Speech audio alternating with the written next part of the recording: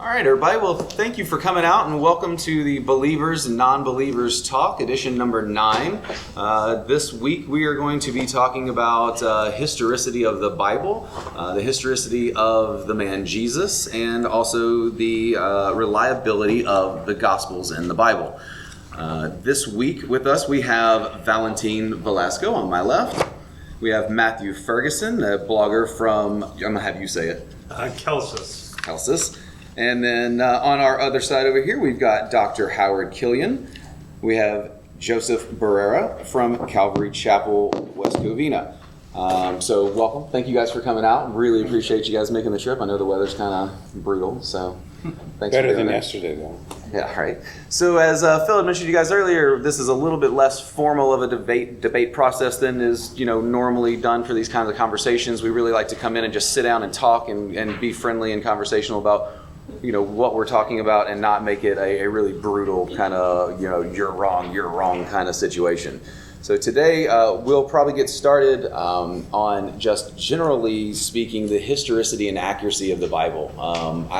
My first lead-in question, would be, did you guys bring your prepared statements and things to kind of get your 5 minutes in? Perfect. And you guys are ready with those as well? Mm-hmm. Perfect. We will start on my left-hand side over here. And Joseph, if you want to fire off and get us going. Sure. This is your right. My right. You know what I said? No, I'm doing the camera left. Huh? Yeah. Okay, it's all good. Well, I'm from Calvary Chapel Packing House, Redlands, and I did some Bible study over there at Calvary Chapel, West Covina, just to clarify that. Oh. My opening statement, Bible reliability. In the Old Testament, God reminds the Hebrews to remember his mighty acts, making piles of stones in memorial of having them be able to cross the Jordan River upon arriving to his promised land in Joshua 4:6. This act helped them remember the event as do many of the Hebrew celebrations, like Passover dinner and types of food that traditionally are eaten, making a true event during their enslavement to the Egyptians. These events described directly or indirectly continually throughout the Old Testament even are remembered in modern times because they are based on true events. As Deuteronomy 5:15 states, remember that that thou wast a servant in the land of Egypt, and that the Lord thy God brought thee out of thence through a mighty hand and by a stretched out arm. Some modern scholars would even say that the biblical stories did not take place, yet they are recorded for everyone to read and understand that this is a record of events and history of what men of old and prophets of God that formed the heavens and the earth and the earth wanted to all to know and understand. There are such scholars in churches, archaeology, and historians that don't care about the historicity of the library of books we call the Bible, made up of 39 books of the Old Testament and 27 in the New Testament. The events of the Old Testament did occur, and they are stated as, and when the Bible records the history, are looked for with archaeological digs. More often than not, they just confirm the records of the history as stated in the Old Testament times. One example of this is the book of Daniel and the king named Belshazzar, who ruled in Babylon during the time period. Yet again, we see archaeology confirming the text of the scriptures in the Old Testament as true because the reigning monarch, Nabonidus, appointed Belshazzar as his co-regent, which was traveling away from Babylon, when he was traveling away from Babylon. In the same way, Sir William Ramsay, a trained archaeologist who set out to disprove the historicity, reliability of the Dr. Luke's writings of both the Gospel of Luke and the book of Acts of the Apostles, became a believer as he saw many historical statements of Luke were really proven accurate and not just made up. Archaeology evidence really does confirm the reliability of the Bible. The manuscripts themselves can also be seen accurately copied and passed on from the original by tests which include biographical, eyewitness, and external tests. Biographical tests really are concerned with the quantity and the quality of manuscripts and their fragments, as well as the time span between the original documents and their earliest copies. The shorter the time span between found copies and the original is the less likely is to have seriously textual errors, as well as meticulous method of the Old Testament books were all copied and transcribed, helped to ensure that the copies were done accurately and completely. The biographical method applied in the Bible is many more times greater than the classical literatures, including Homer, Tacitus, Pliny, and Aristotle. The Old Testament is confirmed through biblical biographical considerations with more than 14,000 manuscripts and fragments, including 10,000 from the Cairo Geniza storeroom find in 1897, dating back to the 800 AD. About 190 of the Dead Sea Scrolls find them between 1947 and 1955, dating from 250 to 200 BC time, and at the least 4,314 assorted other copies. The large number of these copies and the shorter time between the original Old Testament completed around 4000 BC were extensive copies dated at about 250 BC, since ensures that the trustworthiness of the Old Testament. The earlier verse found in Numbers 6:24 to 26 dates back at 800 to 700 BC. This method of authenticity is often seen in the New Testament, in which other 5,300 manuscripts or portions of the Greek New Testament with almost 800 copies before 1000 AD. The first between the original and the copies, or the time between the original and the copies, we're supposed to found we possess is found to be an unbelievably short 60 years or so. The overwhelming biographical reliability of the Bible is evident for all that take the time to investigate it through, as quoted by Creation Research Institute. As quoted from the article, the extensive evidence test looks outside the tests themselves, or the texts themselves, to ascertain historical reliability of the historical geographical locations. And we will summarize these other findings later, and I'll give you some more background on this. Thank you. Thank you so much. Appreciate it. So we'll bounce back and forth a little bit here, and kind of so it's not just weighted one way or the other. So Valentin, would you like to go ahead with your 5-minute intro? Of course. Archaeologically, we have discovered the city of Troy. We have also claims made by the Spartan monarchs that they were related to Heracles, who apparently existed about 2 generations after the so-called Trojan War. Finding the archaeological pieces of this should give legitimacy to the Iliad and the Odyssey, yes? But the problem is, we can reasonably say that stuff didn't happen, mostly because it's pretty outrageous. Demigods, super strength, and so on. Much the same could be said about the Bible. In terms of historicity, the books being history, we have several books that are mentioned in the Bible that seem to have been removed, like the Book of the Covenant mentioned in Exodus 24:7, the Book of the Wars of the Lord mentioned in Numbers 21:14, the Book of Joshua mentioned in Joshua 10:13 and 2 Samuel 1:18. The Book of the Statutes mentioned in 10:25 in the first book of Samuel. The list goes on. There's several pages of this, including pieces and letters that were mentioned in the New Testament but seem to have been removed, such as an epistle that Paul sent to the Laodiceans. Sorry, these names are ancient. That's mentioned in Colossians 4:16. But we don't have copies of these, and the ones we do have copies for are considered non-canonical. But why were they referenced by the other books if these are canonical? More importantly, when it comes to the events in the Old Testament, you can say of later events in the stories that progress chronologically that there is a modicum of truth to them. I mean, there are some characters that you could say are historically verifiable, such as, I don't know, it's here. If I'm correct, Nebuchadnezzar, King Cyrus, where was his name? Sorry. Nehemiah. These characters are somewhat historically verifiable. But the problem is a lot of earlier stories seem to be, of course, are somewhat obviously not historical, not to mention the fact that they seem to be based off of earlier myths and records from earlier times, such as Genesis, which the entirety of present science disproves. I mean, the heavens and the earth, for example, these were not present at the beginning of the universe. The universe expanded from the singularity about 13.7 plus or minus years ago. Earth didn't start forming until 4.5 billion plus or minus years ago. These events didn't take place at the same time, and it didn't take 7 days for the Earth to form itself.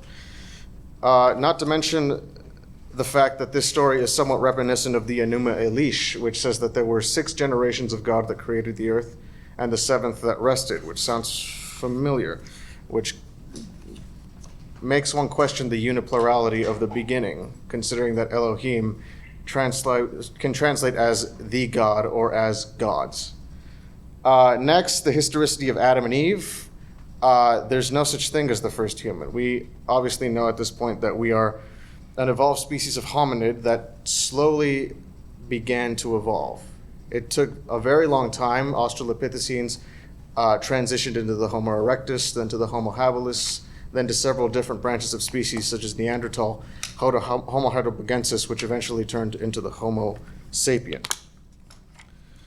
The story of Noah's Ark, multiple studies from meteorology to geology to paleontology to dendrology, zoology, anthropology, archaeology, and even mythology. All these fields seem to disprove this notion of a global flood, and it seems that this myth seems to be based off of the flood legends of the Babylonian character Utnapishtim that appears in the Epic of Gilgamesh, the Akkadian character Atrahasis, and the Sumerian character Ziusudra, all of which seem to be embellished stories based on earlier flood myths. And it goes on. The Exodus, we haven't found any archaeological evidence to suggest that this occurred. I mean, there's no indication of this from the second millennium, and Kadesh Barnea, which is said to have been occupied by the Israelites for 38 years, wasn't inhabited until the establishment of the Israelite monarchy. King David, we have little historicity of him. You could almost say he's somewhat like Hercules. The only closest thing we have to evidence is Semitic letters that could be transcribed into Hebrew and could translate as either House of the Uncle or House of David. House of David seems legitimate, but again, as I said before, the Spartans considered themselves the House of Heracles. And this goes on for some time. Awesome. Thank you, sir. Appreciate it. All right, back on to the other side. We will move along to Dr. Killian. Good afternoon. 2 preliminary comments. And you can follow along at the beginning, and it's in bold. I must start by clarifying the basic philosophical concept of the word worldview, which Kant and Hegel developed in the 19th century. These German philosophers coined the German term Weltanschauung, which literally means worldview. My English dictionary defines Weltanschauung as, quote, a comprehensive, especially personal, philosophy or conception of the universe or of life. Or more simply put, worldview means a framework for making sense of the data of life. There are 7 major worldviews, including the 2 chiefly represented here today, atheism and theism. That's the first comment. Second comment, people cannot reasonably claim to be objective about whether the Bible is reliable if they decide ahead of time that the supernatural and miracles don't exist.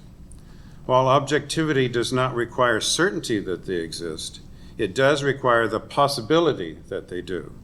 Objectivity and prejudging are incompatible. Evidence for the Bible in general. Although written over the course of 1,500 years by 400 human authors, the Bible has a remarkable unity. Here's a simple outline. Part 1, Genesis chapters 1 and 2. God creates the universe as the setting for loving relationships with humans. Part 2, this is Genesis chapter 3. Because of their disobedience, the first humans are lost to God's loving purpose. Part 3, Genesis chapter 4 to the end of the rest of the Bible. God saves and restores humans to his loving purpose. The central event of this third part is the coming of Jesus, the Son of God, 2,000 years ago.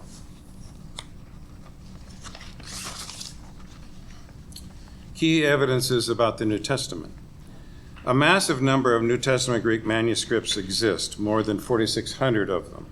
A dozen dating from the 2nd century, 124 from within 300 years of the original New Testament writing. By comparing the huge number of manuscripts, modern scholars have been able to determine the New Testament text with a high degree of accuracy. We have no existing manuscripts of any other ancient texts, including Tacitus, Josephus, Pliny, Livy, Herodotus, or Homer, that were written within 300 years of original writing. Church scholars Clement of Rome, Ignatius in Turkey, and Polycarp in Syria cited all 27 New Testament books except 2 Peter and Jude by AD 110. Therefore, we know that nearly all the New Testament books were in circulation and identified by their biblical names before AD 100 in order for the books to get disseminated around the empire by 110. I'm now going to focus on evidences for the resurrection of Jesus Christ because it is central to Christianity and the Bible. As Paul wrote to fellow Christians in 1 Corinthians 15, quote, "If Christ has not been raised, our preaching is useless, and so is your faith," unquote. Gary Habermas, chairman of the philosophy and theology departments at Liberty University, has investigated all of the scholars of the resurrection of Jesus, including liberal and radical scholars in English, French, and German. That's 1,400 scholars. As a result, Habermas has identified 5 historical facts that nearly all of these scholars agree are true. 1, Jesus really died by crucifixion. 2, Jesus' disciples sincerely believed that he rose from the dead and appeared to them. 3, church persecutor Paul suddenly changed and later became one of the church's chief messengers. 4, skeptic James, half-brother of Jesus, suddenly changed and later became a church leader. And 5, Jesus' tomb was empty. The historical resurrection of Jesus is the most plausible explanation for these 5 attested facts. In addition to many biblical evidences for all 5 facts, 4 non-biblical, non-Christian sources support the first fact: Josephus, Tacitus, Lucian, and the Talmud. 1, Pliny, supports the second fact, and 1, Josephus again, supports the fourth fact. Also, at least 10 non-biblical Christian sources support these 5 facts: Clement of Rome, Polycarp, Ignatius, Papias, Justin Martyr, Dionysius, Hegesippus, Clement of Alexandria, Tertullian, and Origen. And I'm done. Well, thank you guys so much. We appreciate that. It's pretty good intros. It's a lot of material. He hasn't done We have one more to go, so hang on to your seats. And Matthew, you ready? Alrighty, Excellent. let's get going. Okay, so the first topic of today's discussion deals with our ability to corroborate biblical history with history outside the Bible.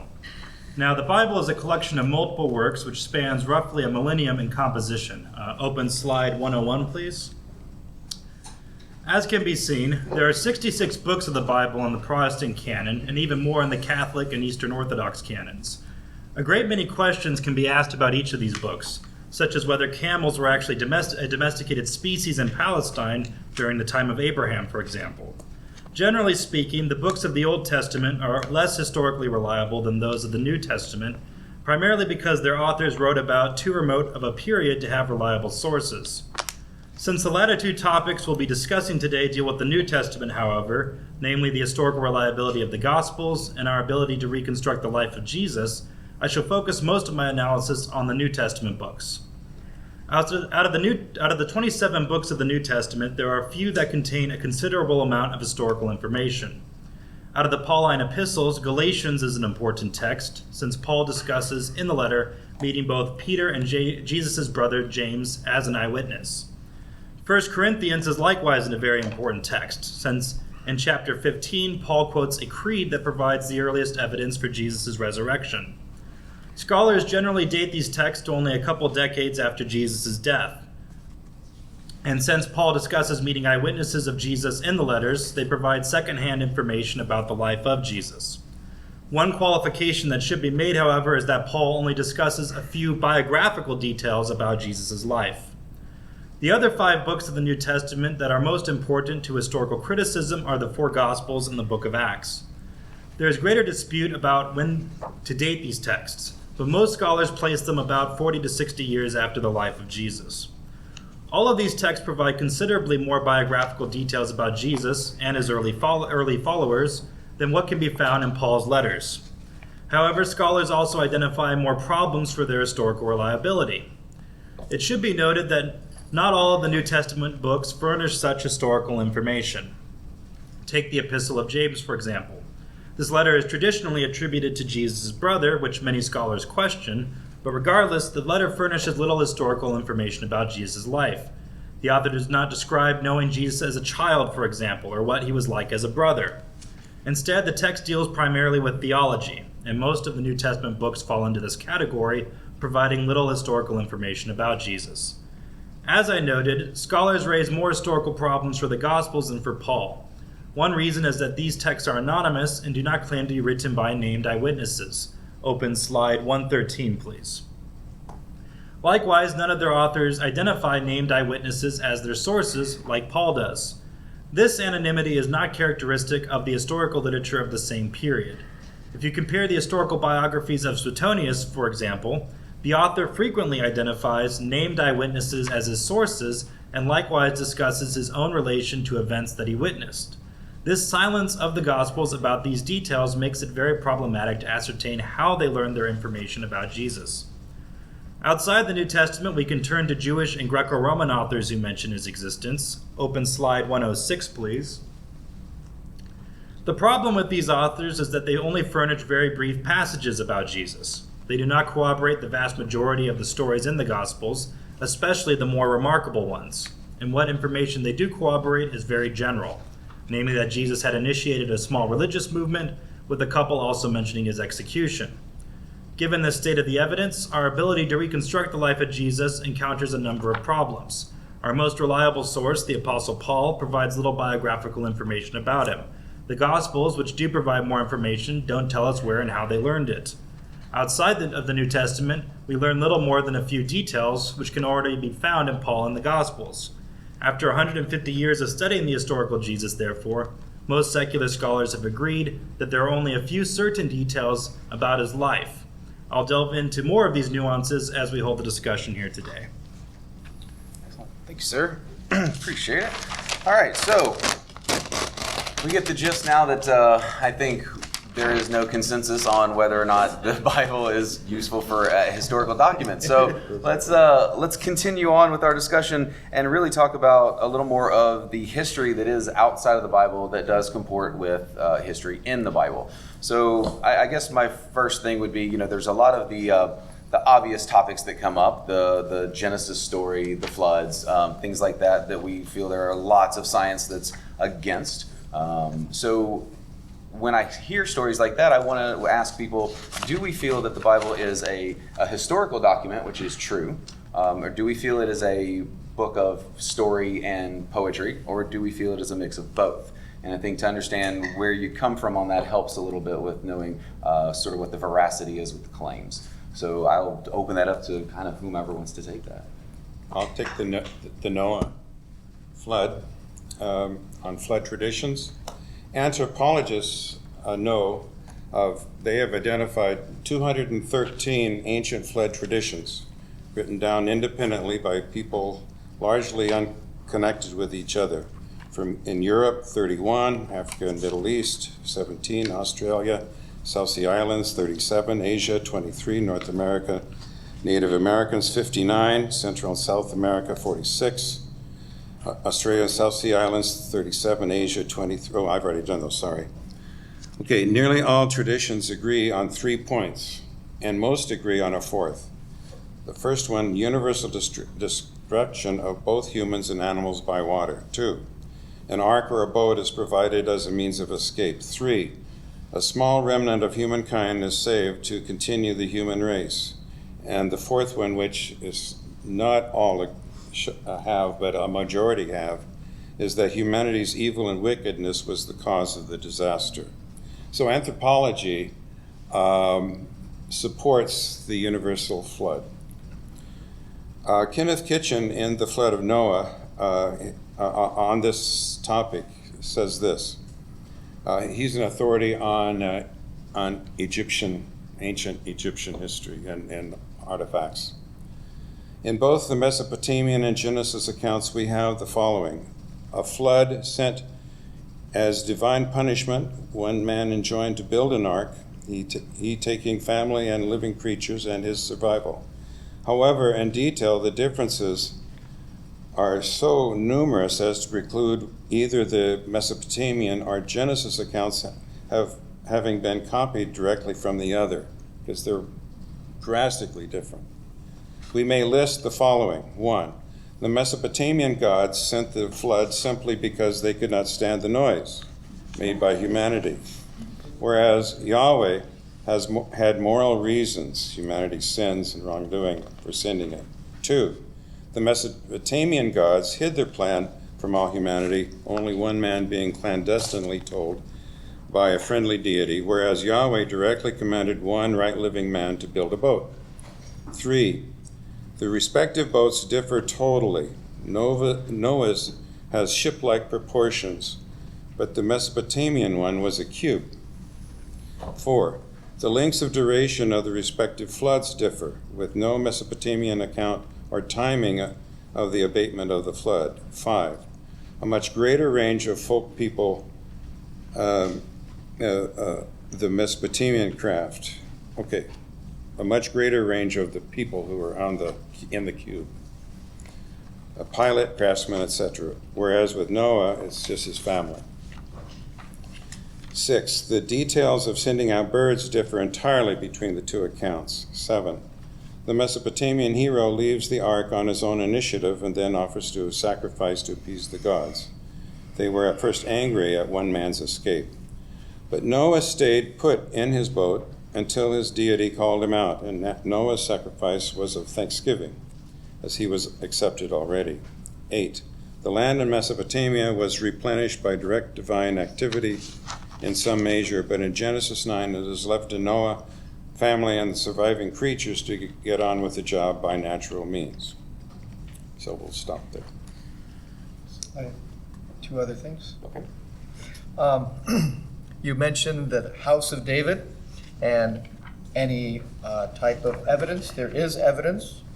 Avraham Biram speaks of a recent discovery, a remarkable inscription from the 9th century BC that refers to both the House of David and the King of Israel. This is the first time that the name of David has been found in any inscription outside the Bible. Another one is Sodom and Gomorrah, once thought to be spurious until evidence revealed that all 5 of the cities mentioned in the Bible were in fact centers of commerce in the area and were situated, as the scriptures point out, to earthquake activity, and that the various layers of the earth were disrupted, hurled into the air. Bitumen, plentiful in the area, and an accurate description would be that of brimstone. Bituminous pitch has fallen down on those cities that had rejected God.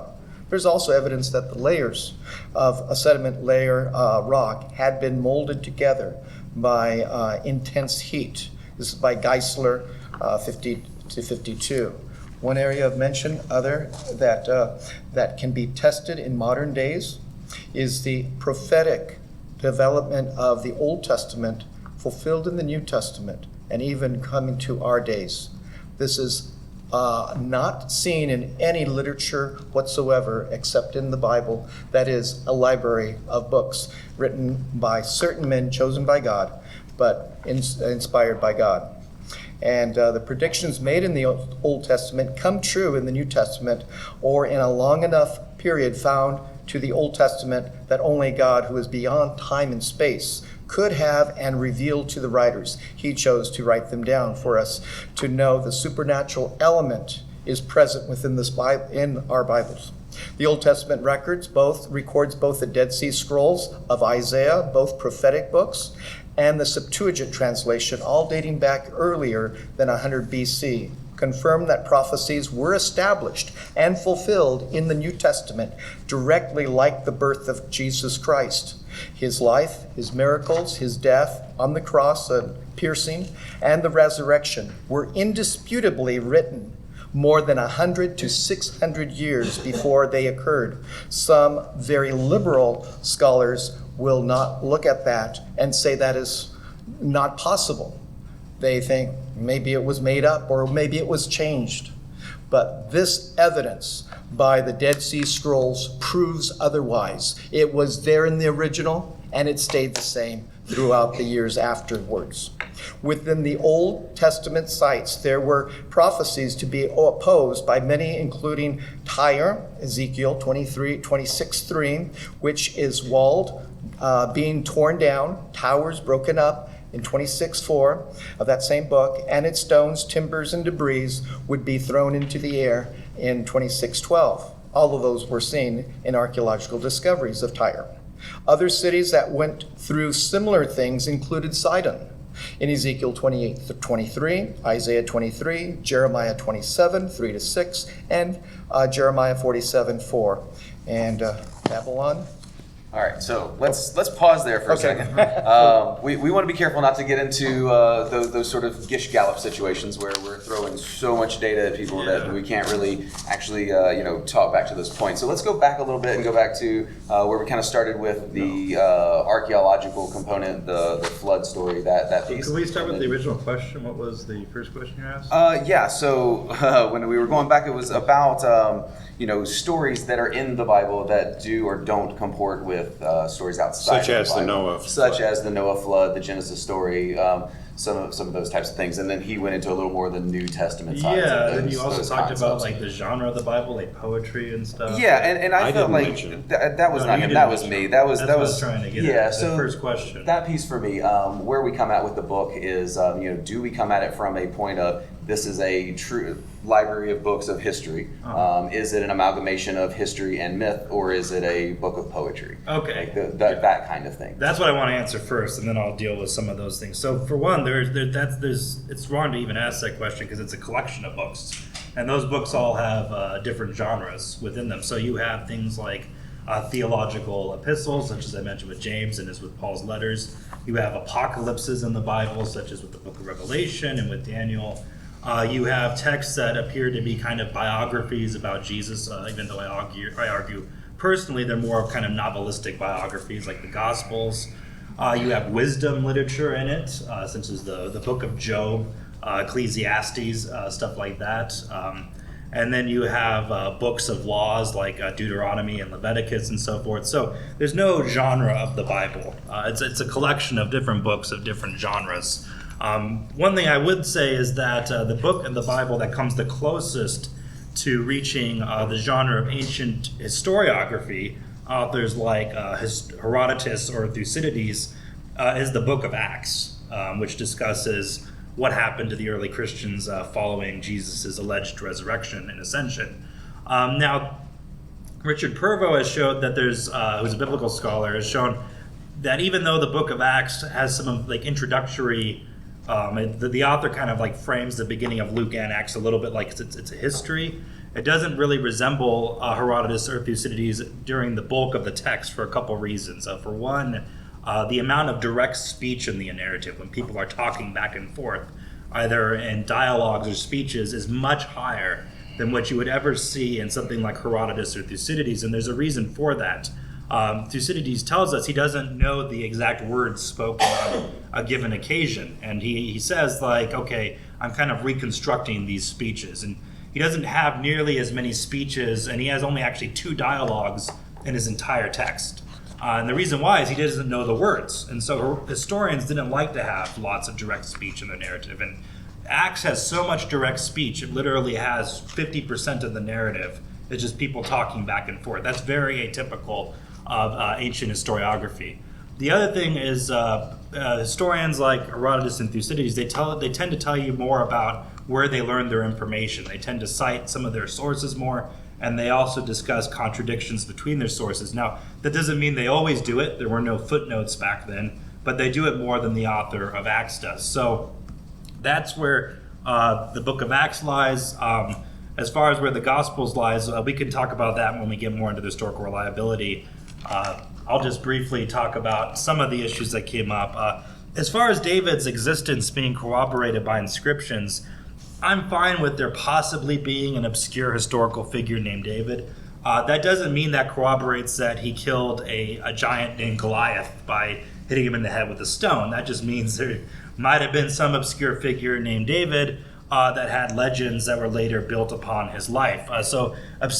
Corroborating some of these minimal details doesn't mean that the legendary stories are true either. The other one is the predictions in the Old Testament that allegedly predict the story of the New Testament. For one, it's important to remember the authors of the New Testament had access to the Old Testament scriptures. And so things like the Messiah allegedly being a descendant of David, well, they had access to those scriptures, and they could do things like fabricate a genealogy of Jesus. And if you look at Matthew's genealogy, there's actually scholars that have shown most of those names are ripped out of the Septuagint.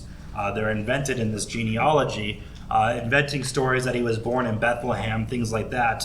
The second point is that a lot of those things that are allegedly prophecies, such as that the Messiah would be a suffering servant for God, actually, most scholars argue they're not prophecies. They're things that were later interpreted as prophecies. Bart Ehrman, for example, argues the Messiah wasn't supposed to be this suffering servant that was crucified. He was supposed to be this great king or judge that would rule as like a second David. And so it's not, a lot of those things that are called prophecies are not necessarily prophecies as they were originally understood. So that's a very long comment, so I'll leave it to Valentine if he wants to say anything. Well, first of all, when it comes to the prophecy of Tyre being destroyed, it's said that it would be lost and never be found. Unfortunately, Ezekiel didn't know about Google Maps. And also, when it comes to King David's embellishment, he missed the funny story, the one where he proposed to his wife with 200 Philistine foreskins. I think we need some levity here, you know what I mean? Probably wasn't funny to the Philistines, but that's all right. They were not excited. Yeah. If they exist. They got really sore over it. Anyway, when it comes to let me get back to Noah actually real quick. He mentioned that Noah and the competitive architecture of Noah and Utnapishtim's Utnapishtim's arcs. First of all, when it comes to the flood myths, not all of them included arcs. The flood myth of the Zoroastrians, for example, was a mountain. They survived on a mountain.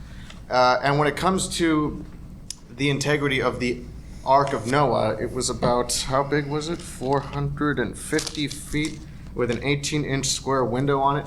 That would cause maybe suffocation for the animals inside, and a ship that big wouldn't be able to sustain itself in the ocean. The biggest ship ever built out of wood twisted and bended and then broke apart, and that was smaller than Noah's Ark. And he mentioned there were 200 flood myths around the world. Well, that's pretty convenient for a species that settles near water because it's easier to fish than to hunt. And also you could grow food there because you have quick access to the water, and occasionally the water will flood. As it happens, the flood myth that's said to have been the one that inspired Ziusudra, Atrahasis, Utnapishtim, and even Noah was a local flood in the Iraqi floodplain somewhere between 295 and 285 BCE, centered around the city of Shuruppak. And that was supposedly the city ruled by Ziusudra. When it comes to the other problem with that is supposedly Noah and his family repropagated the world as well as the animals. First of all, there are many problems with that. First of all, animals need a substantial amount of members of their species to propagate a healthy population. If you got it down to just two, they wouldn't last. They wouldn't make it. That's how the mammoths went extinct. The last mammoths on Earth, the last mammoths on Earth were in an island in northern Russia. They inbred themselves into extinction because there were so few of them. Also, if I have one question, when is this flood supposed to have happened? If I may ask that. Around what year? Around the 2,500, 2,400, around that? Don't know. We don't know. That's another thing. We don't know when this flood was supposed to have happened. We have an idea of the flood that inspired the myth happening, and if it was a local deluge, that would make sense. But the request is a global deluge, and two of every species propagating. But everything in anthropology disproves that. I mean, we can trace the genetics. We have we can trace the genetics all the way back to Africa. There's nothing in our genetics that shows some kind of mass propagation of the human race from Turkey, where Mount Ararat is. So that's one problem with this story. Also, geologically, meteorology doesn't make sense. Where did all this water go? If there was supposedly enough water to flood the earth, where did it go? What happened? Shouldn't the world still be flooded? Can I answer that? Yes, of course. 2/3 of the earth is covered by water, and there are chasms that are much deeper that we haven't even visited into to the depths that they go to. Second of all, it wasn't just from the atmosphere, but water came from the deep as well.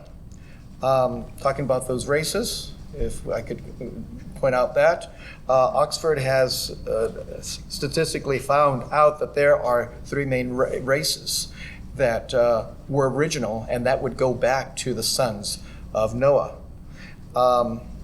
As to the children, as to the number of species or animals, it wasn't just one pair, it was 7 of the clean and 1 pair of those that were unclean as considered by the Hebrews. MIT or Stanford, I don't remember exactly who did this, but they made a model of the wooden ship by the different measurements, scaled down, of course, and the model survived a mimic flood and waves and everything else. It stayed erect. And it's very possible. Hang on, you said they made it smaller?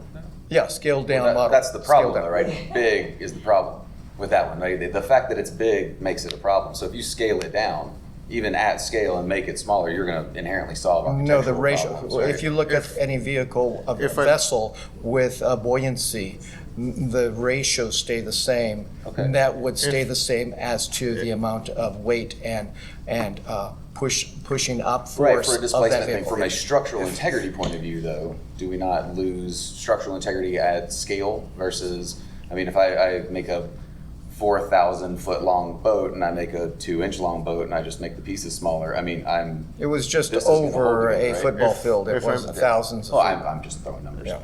If I may, just one last thing. We can actually run a test on the integrity of this ship being able to hold animals. As it turns out, an apologetics ministry made a museum of the Ark In to Tennessee, scale. I think it was. Kentucky. No, Kentucky. Yeah. One of those. Yes, I believe they were called Answers in Genesis. Yes. There's just one problem. Why do they have stuffed animals instead of a zoo? Because the work would pile up. No, but if this was plausible, if we had a ship like this at sea for 190 days, Yes. run by 8 people, with how many different kinds of animals inside of it, you would think that this ministry could make an actual zoo in here run by how many hands to keep it functioning, but they haven't. I wonder why.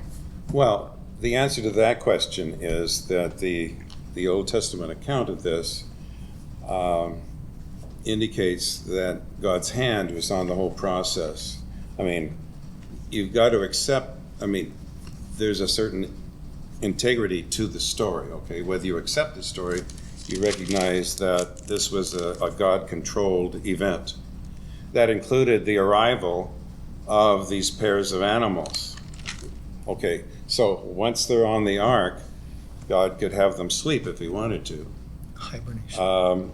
And hibernation. And as far as propagation after, God could also oversee the propagation of the animals from pairs. So that is not inherent in itself a problem. Do you feel that that's a special pleading problem? Because I don't know of No. many other scientific aspects where we would say, or even just where we're digging through to work on truth. Like we're not going to stop. It's a and say, special "But pleading have if to you say don't some." if you don't believe in that God exists, sure. But if you believe that God exists, well, then it's inherent in the story. So it's a continuity thing. Yeah. And this boat was not built in 2 weeks. It- It was built over 120 years. which leads That is a long time. They that's- could have perfected the thoughts that it couldn't float. which leads to another issue that the gentleman that I think it was let's see, Matthew Yes. raised, and that is the issue of topography about Mount Ararat and so on. Or that wasn't me. That was. Oh well, okay, yeah, sorry. Valentine. Once you've seen, oh, never mind. Won't go there. Take that. The account in Noah indicates that prior to the flood, there were no rainbows. This means that there were no storms. This means that there was no exposure to the sun's rays like now. So it would be reasonable. Now, I grant this is speculation, okay, but that could explain why people lived longer before the flood. Afterwards, we get exposure to ultraviolet rays and cancer and that sort of stuff.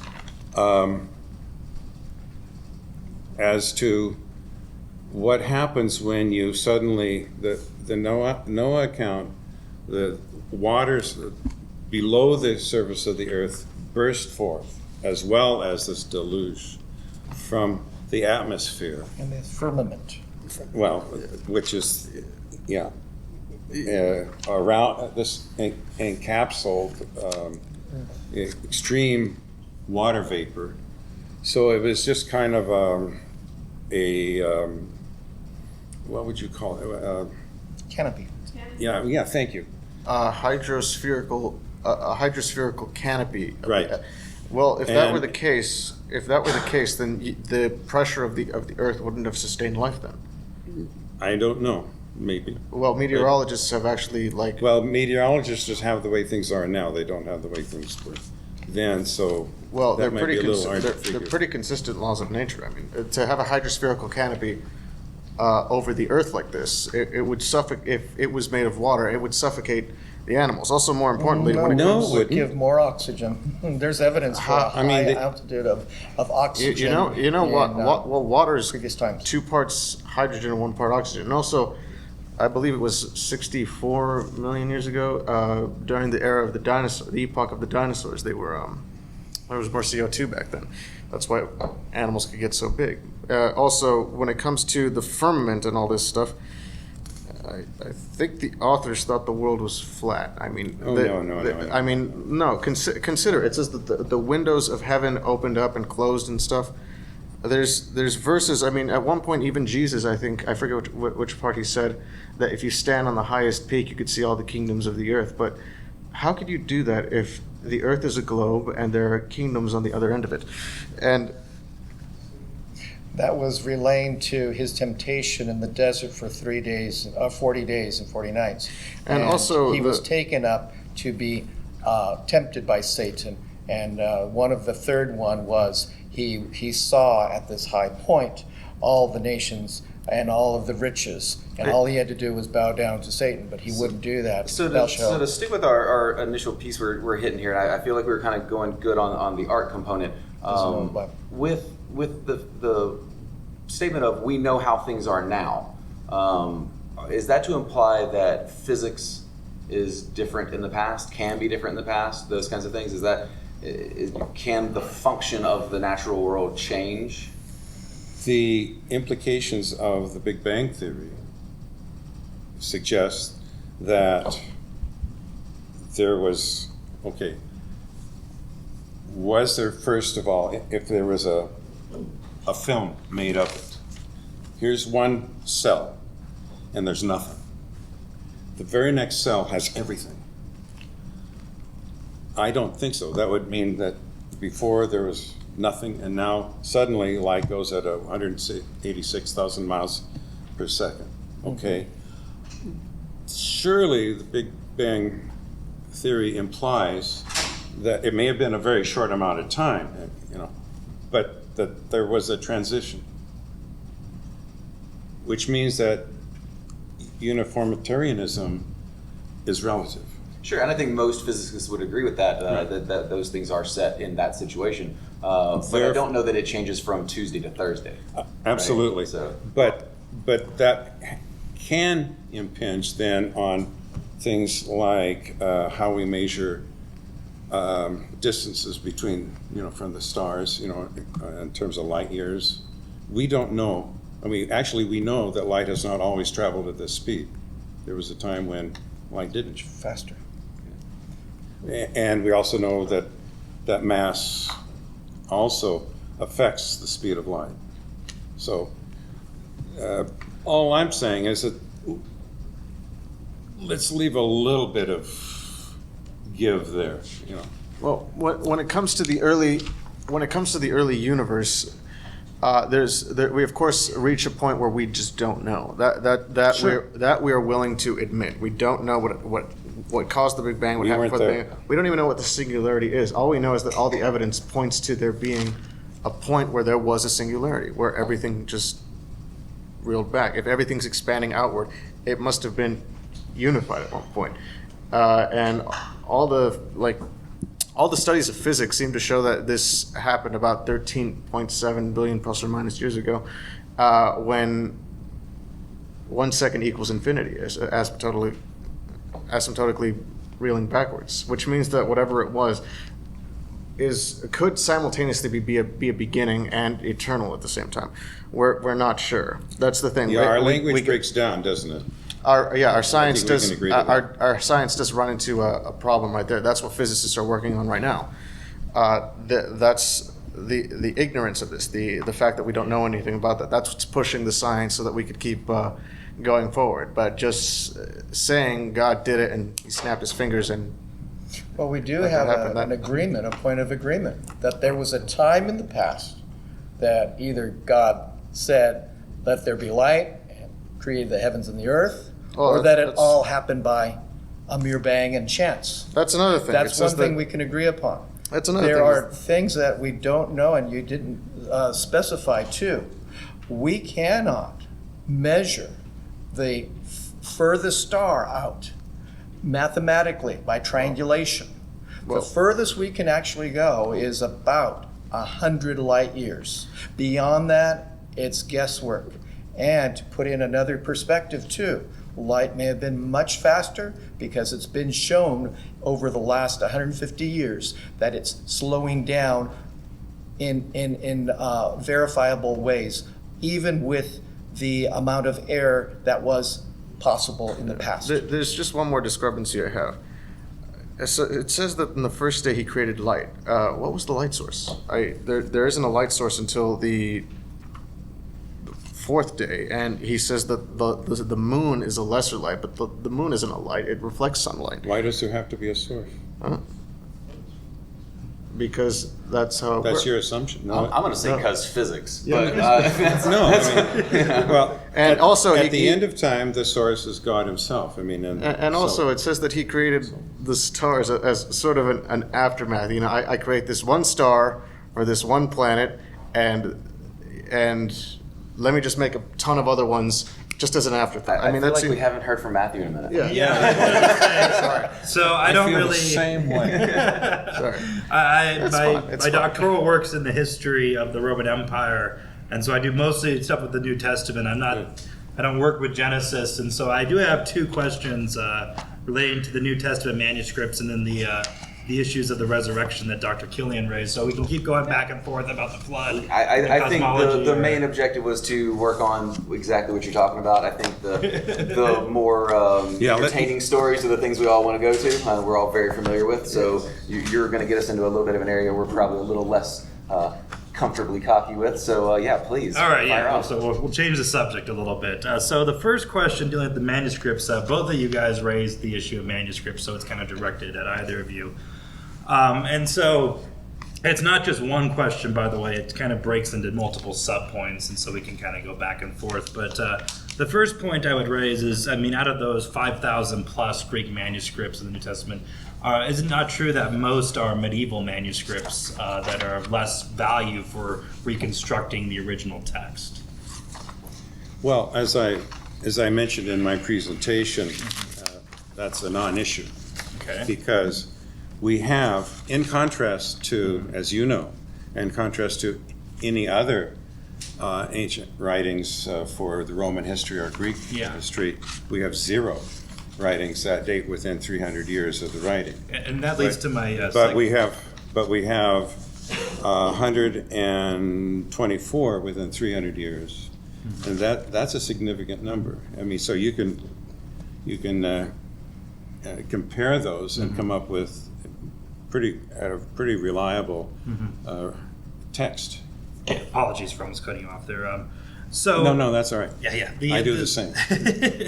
The second issue I would raise, and you are right that we do have earlier manuscripts, but I would question the assumption that more manuscripts actually leads to more uniformity.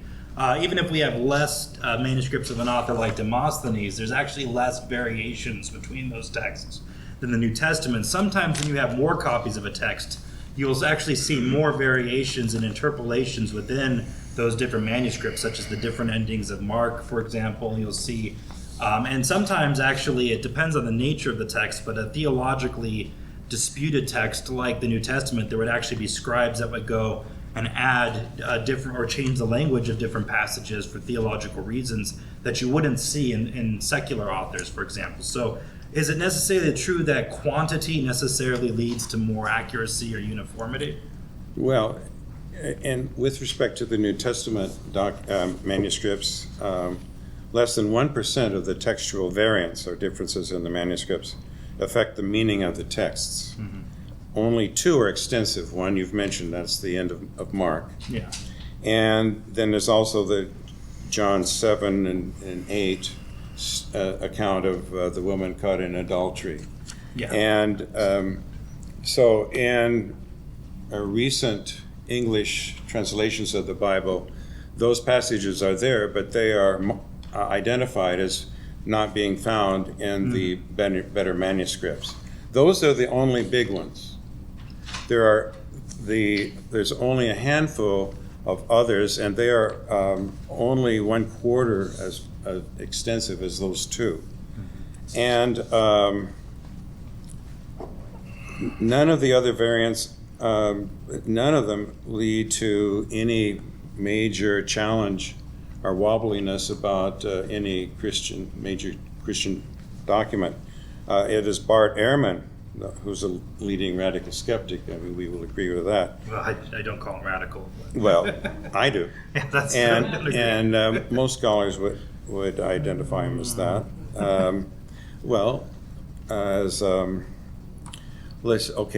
You've got this gamut, okay, and Ehrman's over here, and the conservatives are over here, and then there's sort of the liberals in the middle. Okay. Would that be conservative, liberal? I mean, Okay. I would Let's put not. Ehrman probably in the Okay. middle. But anyway, here's his quotation. Essential Christian beliefs are not affected by textual variants in the manuscript tradition of the New Testament. I don't know what you're quoting him from, but Ehrman has pointed out there are. That's from his misquoting Jesus. Okay, well, I know in that book he does talk about variations that do have theological significance. But he has the integrity to acknowledge what he just said. Can you repeat the quote? Essential Christian beliefs are not affected by textual variants in the manuscript tradition of the New Testament. Well, I know he talks about there are textual variations that are theological in character. Now, how that affects Christian beliefs, I think, would be how you take the different variations and you interpret them within your theology. When I talk about a variation that has a theological nature to it, I'm just talking about you compare one text with a manuscript with another manuscript. You understand that most of these variations... Well, let me give the example. I apologize. That's I okay. interrupted you, sorry. The one example I know Aaron talks about that in the book of Hebrews, there's a passage where it says Jesus died by the grace of God, charis, and then there's another variation in the manuscripts where he died apart from God, the Greek word chorus, and that's just a variation between an alpha and an omega, one letter, and that's a very small variation, but and that shows that even if you have 99% or so of the text is consistent, that 1% can actually be quite significant for theological reasons or for historical reasons, like the ending of Mark. If you don't have that extended ending, then Mark doesn't have post-mortem appearances of Jesus to his followers mentioned in the narrative. It's kind of alluded that there will be some. But that's important for historical criticism because the earliest gospel, or at least what most scholars regard as the earliest gospel, doesn't have the same details you see in Matthew and Luke and John. And so when you look at it through diachronic analysis, that has important historical critical implications. So I don't think that 1%, we can't just sweep it under the rug. It can be quite significant sometimes. If I can address that issue, it goes into something very specific. Our audience may not be aware of the Alexandrian and text, Vaticanus texts, which are older but not more reliable.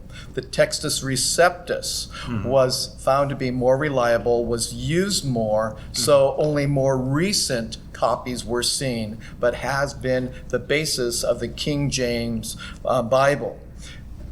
Between 5 and 8% of the words are left out in those first two manuscripts, the Vaticanus and Alexandrius, which are texts from Egypt. Egypt was known as a place of idolatry, and most of the Gnostic types of gospels and things that they would try to put into older text and not be reliable may have been slipped in at that time. That's why they had such older texts still surviving, because they were not being used. In fact, one of them was found in a trash heap of ancient texts and brought out. But yet, the Vaticanus leaves out the first 11 chapters of Genesis, leaves out the book of Revelation, and the Alexandrian has empty spots as well. Textus Receptus, known as the Byzantine Textus, it has been shown to be more reliable in the vast majority of all the texts put together. So it takes a lot of investigation to iron out these details, which I see that you have, and that's good. Yeah. But some of our modern Bibles even rely on those older texts that are not as reliable, and that's why we have missing chapters at the end of Mark, or questionable statements as to was that word there, like the virgin gave birth. This will be a sign that the virgin or young lady will have a child. It would not be a miracle if it was interpreted as a young lady, but it would be a miracle if she was a virgin. And that's where liberal theology will play the non-supernatural, whereas a conservative will see God's touch was upon these scriptures, and he fulfilled it as he said it was. And we don't have to take out the supernatural, because God created the heavens and the earth. Okay, I have one more sub-point in this, and then we can, either Valentin can talk or we can move on. But if you can bring up slide 113, please. Well, I think we've acknowledged that sometimes these variations can go back even very early, but 113 is... Might have to turn it back on. Well, it's there's a lot of stuff on this slide anyways, but anyways. We put our projector to sleep. I like that. I know we're talking... I hope we're not... 3,000 years. While they're working on that, I will ask one quick question just for all of you guys. When we talk about reliability of text, that's a word that's getting bounced around a lot. So what is the metric or tools or methodology to work on reliability? Well, this gets into my fourth... Well, it kind of gets into my fourth point, but... I want to bring this up before we move on, because we're right on this, and Perfect. Here it comes. I see One the lights. issue, one way we can gauge whether a text is reliable is whether it gets us back to the original, and that's what in textual criticism is called the autograph text. Good segue. The text that the author originally kind of wrote. And this, there's a recent, fairly recent study, if you see on this screen that is slowly appearing in the parentheses in the center, there's a scholar named David Trobisch that actually argues that around the beginning of the 2nd century, and this is before we start to have complete manuscripts of the Gospels, for example. We don't start to get those until the 3rd century. There are papyrus scraps, a few papyrus scraps that date a tiny bit earlier than that. But what he basically argues in this book is that there was actually an editing process that took place in the middle of the 2nd century, where the Gospels and other books were brought together into a combined edition. And this wasn't just the New Testament that was going on during this time. There was Marcion's canon, and there were other Christian texts that were being combined into editions. This has implications for textual criticism, because what it shows is that there was a final stage of redaction that occurred prior to our earliest manuscripts, where the texts are kind of brought into a bottleneck, and when all the texts after that are kind of derivative of this edition. Aside from a few papyrus scraps, he does argue that not all of our surviving manuscripts come from this edition, but aside from a few papyrus scraps, almost all of them do. Now, what would be very crucial about this edition for understanding how it relates to the autograph is there might have been final redactions that were added to the text during this period in the middle of the 2nd century, which is about 50 to 70 years, 80 years before after the Gospels were written, where we have this kind of blank space where we're not entirely sure how much was redacted during this period. And so that kind of raises another issue. Even before the earliest manuscripts appear, there were redactions that were taking place. Take, for example, the Gospel of John. Many scholars think the ending chapters were actually added by a later redactor who was taking the earlier text and adding on a couple extra chapters to it. And so you can't always get back to, it's especially the case when you have a text that's an open living tradition. When you have an author like Demosthenes, he kind of wrote one version of the text and it remains static. But many scholars argue the author of John, for example, started with an outline of Jesus' 7 miracles, and then he built a narrative on that, and then a later author took and added chapters to that. You have a text that goes through multiple stages of composition. And if it doesn't reach its final stage of redaction till around 150 CE, that does raise questions for if there is such a thing as even an original, because you could look at any of the earlier texts and say that's just a different stage of composition. But we also can't even use the earliest manuscripts to look beyond that 150 kind of bottleneck in some ways. So if you guys would like to discuss that Well, I issue. think he wanted to. Could you repeat that quote you said by the radical? Okay. Essential Christian beliefs are not affected by textual variants in the manuscript tradition of the New Testament. Well, I think it's fair to say that most Christians don't take the Bible literally. They consider it to be a work of spirituality, a work that they could build That's a community not true. around. I've met. I mean, I can name like 4 scientists that are. Well, I know that there are plenty who do, but there's a lot That'll who don't. go either way. And different versions. also, when it comes to reliability, why is it that the Bible has removed so many books? I mean, the Book of Nathan, the Book of Gad, the prophecy of Ahijah, and visions of Edo. All of these are mentioned in verses 1 Chronicles 29:29. I'd like to respond to that. Yeah. Well, Why is it that these? books mentioned in the Old Testament that were available then that are not available now proves nothing, except that they could have been available as resources and to the writers who did write. Non-biblical silence proves nothing. I mean, for most of the 19th century, it was believed by most biblical scholars that when the Bible referred to the Hittites, that was a mistake. That was an invention. And then in 1905, the capital of the Hittite Empire, Bogazkoy, was discovered in central Turkey, and suddenly everything changed. So argument from silence is not really an argument in and of itself. There has to be more to it. Let's see, is there more to it? Yeah, no. But yeah, what's it called? I was going to say, no, they actually did a statistic. I think it was 38% between 40 and 38% of Christians in the United States take the Bible as literal word of God, and Right. the rest are mostly people who accept it as the spirituality. And those are of called, God. and they're called evangelicals. That's what we are. Yeah, but like I was saying, when it came to that quote, he's right. It doesn't affect Christian belief because it's perfectly easy to accept science. No, but that's not what the context for the quotation. It has to do with the doctrines that the Bible teaches, not what people think about them. Okay. So in reference to canonization, I guess, so you're saying pulling some of those books out and not allowing them to stay in. Maybe it's not an argument from silence, but how do we determine, I guess, how do you know what goes in and did they get it right?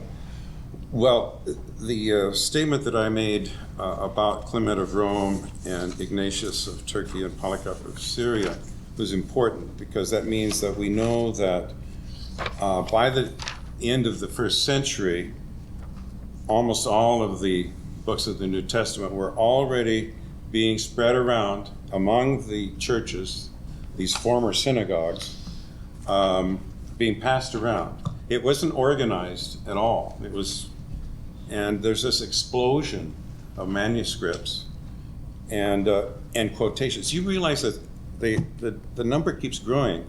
The number now is for quotations by the church fathers, the couple dozen of these scholars and readers. It's now over 1 million manuscripts by the church fathers between late first century and the end of the 4th century.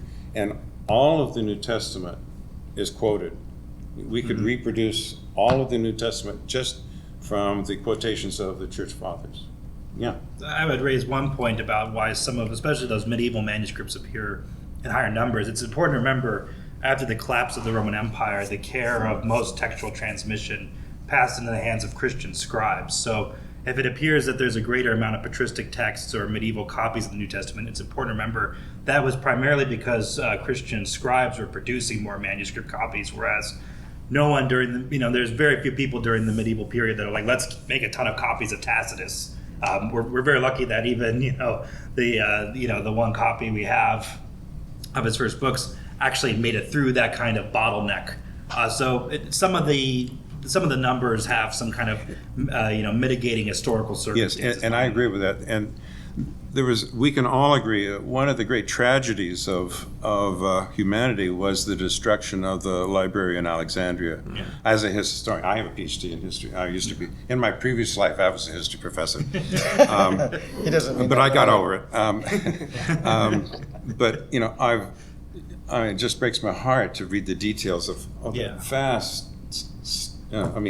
We can share that. We share that. But when you say medieval copies, these church fathers were 1st century to 3rd century before. Fourth century. No, you're talking about patristic quotations in that Yes, case, not the copies and of Justin the Martyr, No. Origin, Yeah. Tertullian. Right. They have thousands. I have the numbers here. Yeah. Irenaeus, 1,800. And those are a difference. So when we reconstruct a text, we look at manuscripts. We also look at quotations of the text, Right. which would be the patristic. Now, but also with the issue with variations, sometimes the patristic fathers also attest to variations of the text. They quote it differently than the different surviving manuscripts. So again, quantity doesn't always lead to uniformity. I would dispute that kind of assumption. the majority or the Masoretic text itself was seen as a majority, and there were slight differences by the non-majority. Yeah, I would just say like that 1% that is different. I would probably guess. Not that it's different, that it's Disputed. That it's significant. In other words, the vast You're right, 'cause majority of them you're- have to do with is it spelling errors, color yeah, COLOR or COLOUR, Right. or did they just Right. like you mentioned the one where they got Alpha, two the Omega. The omega and alpha, but that's a significant one. Yes, That well, is but it doesn't really affect any major doctrine. I mean, Well, it's it's not I would huge. argue it's a theological interpretation. Ehrman said that when Jesus says, my Lord, why have you forsaken me?" Hebrews might be echoing that if it says he died apart from God, God had forsaken him, would be one way to interpret that kind of alteration in the text. But what I was going to get at, yes, most of those differences are spelling errors or things like that, but the significant portion, if you were to look at the variations in an author like Demosthenes, I think the number would probably be much less than 1%. There's not things like what you have with the extended ending of Mark and those kind of secular authors. They tend to be less variations. Well, as I mentioned, there are only two that are big, the end of Mark and the middle of John. The others are small stuff. Could I just address the issue of, as a historian, the way we treat testimony? Absolutely, yeah. Just happened to have prepared this. No, I think that's fantastic. I think Since Napoleon cannot be repeated in the test tube, empirical science has Yeah. little to say about history, apart from dating archaeological artifacts. Yeah. However, historians, and police detectives for that matter, use certain common sense criteria to evaluate testimony about the past. These 5 are basic. 1, multiple independent witnesses are better than 1. 2, factual support for a neutral or hostile source is stronger than testimony by a friendly source, since bias in favor of the person or position is absent. 3, people don't make stuff up. This is the Howard version of people don't make stuff up that would make themselves look bad or weaken their position. 4, eyewitnesses are better than secondary sources. 5, testimonies received soon after an event are more reliable than those received long after.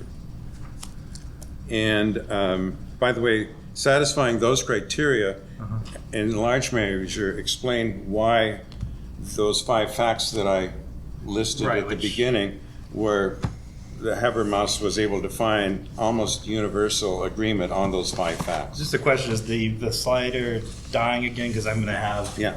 a lot to bring up in the near future, so I want to make sure. Is it there? It doesn't. It's still not showing. Yeah, I do. it will in a second. Gosh, There yeah. we go. Okay, there we go. All right. Do you mind if I jump in, or do you want to say some more stuff? No. Well, at some point I want to do a thought experiment, but Yeah. let's. Yeah, because my You go second ahead. point was on the resurrection, and so I do want to discuss the resurrection with you. Sure.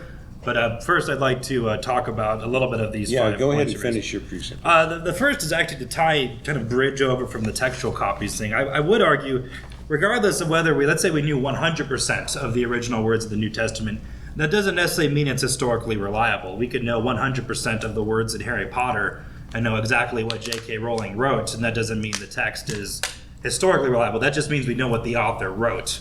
And so I think these other criteria we're looking at are going to be probably better for kind of testing the testimony. So I have some slides here, and we might go through some of them a little bit fast, but let's see, just to prepare, even though my first point won't be about this, can we pull up slide 108?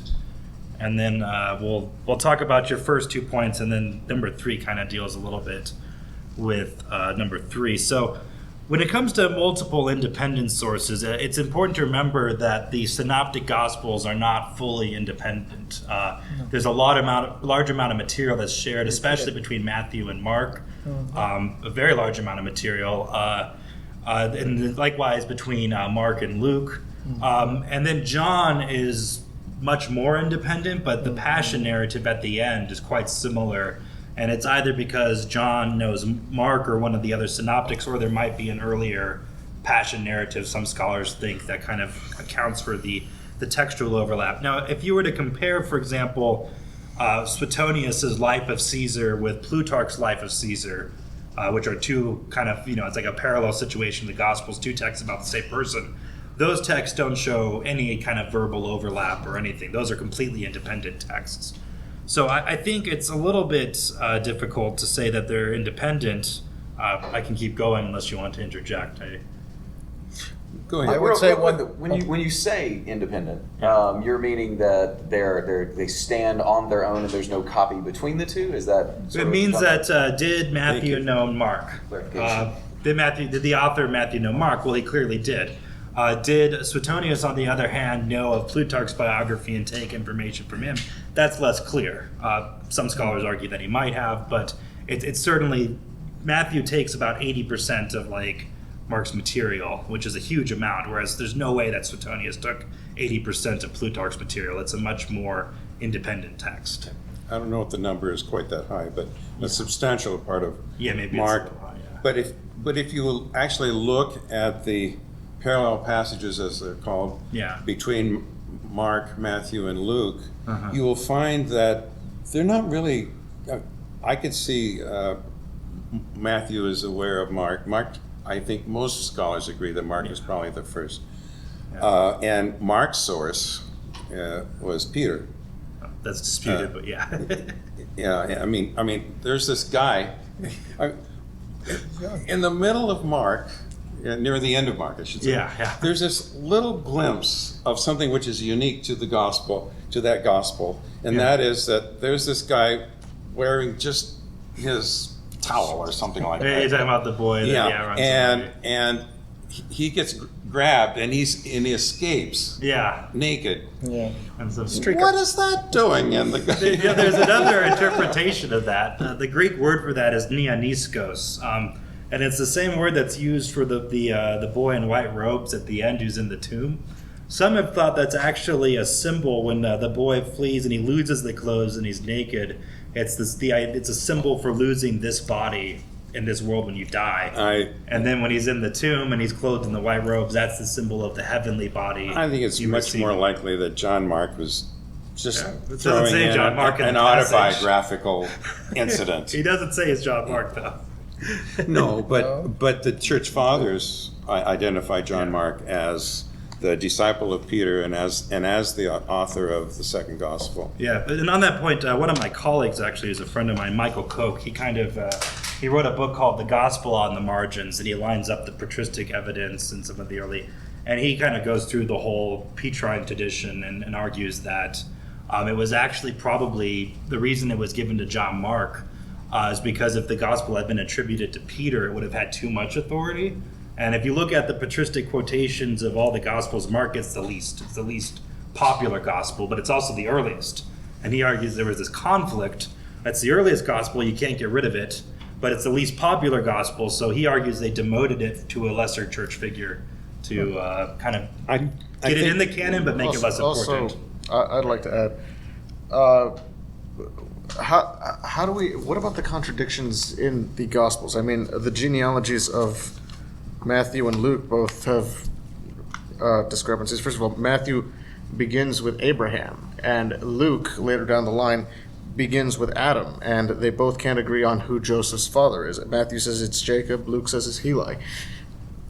You know, there's that contradiction. The church fathers noticed this too, and some of them, and I can't remember which did what, but some thought that, well, a little background.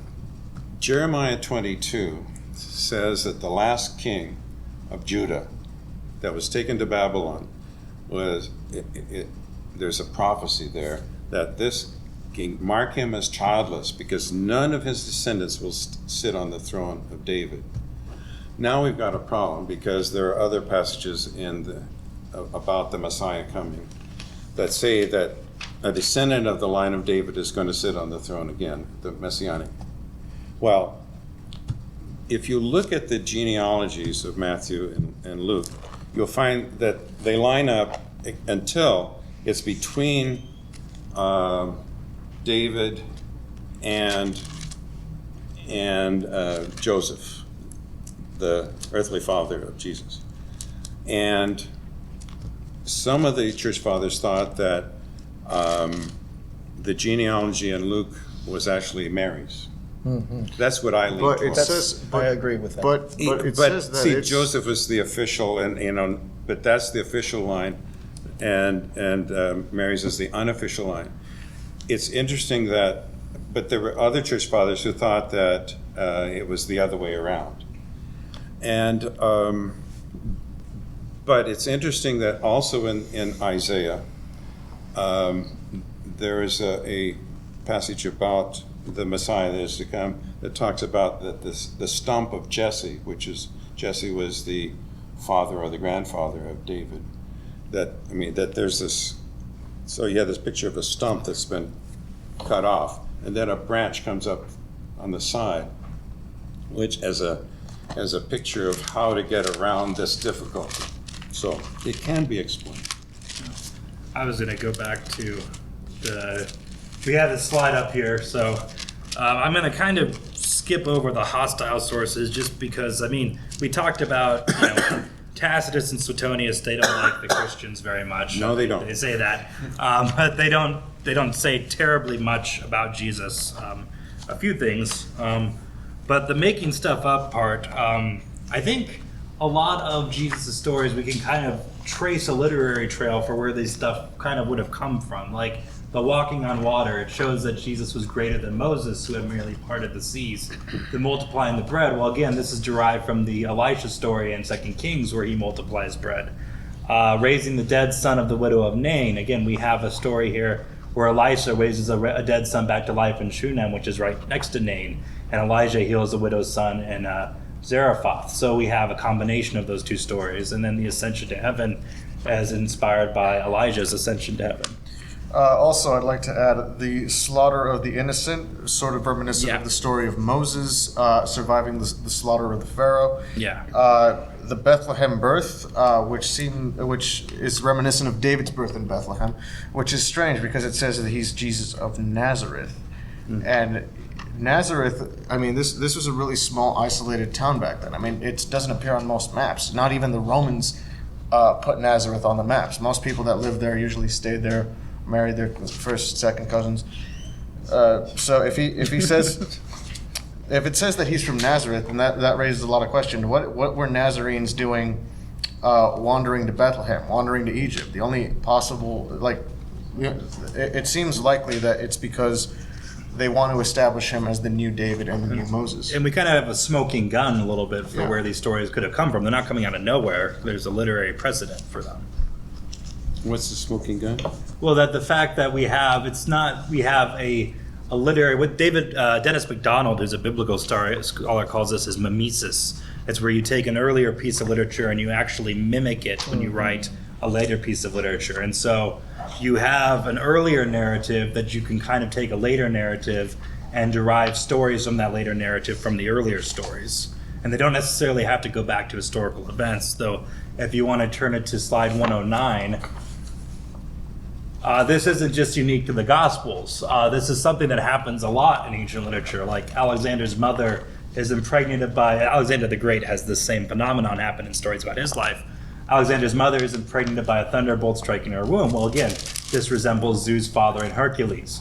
Alexander journeys to the end of the world in some of the myths about his life. Again, it resembles Odysseus' journeys to the end of the world.